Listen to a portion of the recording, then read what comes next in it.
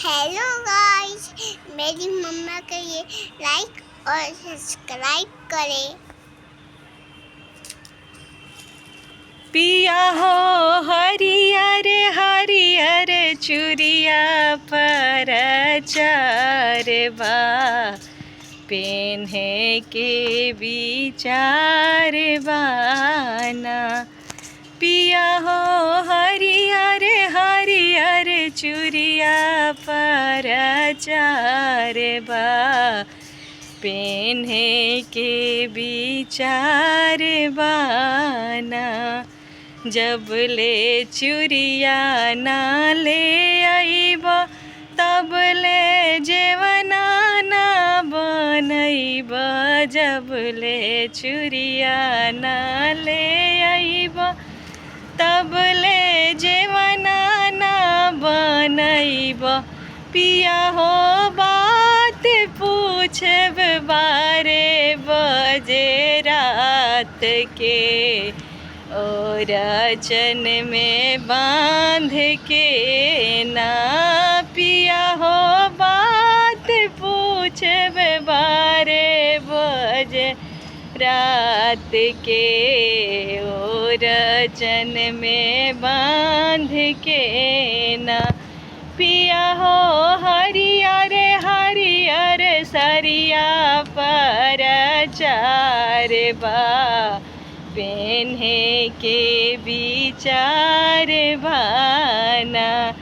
जब ले सरिया ना ले आइब तब ले से जियो ना डसैब। जब ले सरिया ना ले आइब तब ले से जियो ना सजैब। पिया हो ऐसन चटकन मारब तोहरा गाल में सट जइब देवाल में ना। पिया हो ऐसन चटकन मारब तोहरा गाल में सट जइब देवाल में ना। पिया हो हरियर हरियर बिंदिया पर चारबा साटे के मोर विचार बाना। पिया हो हरियर हरियर बिंदिया पर चारबा साटे के मोर विचार बाना।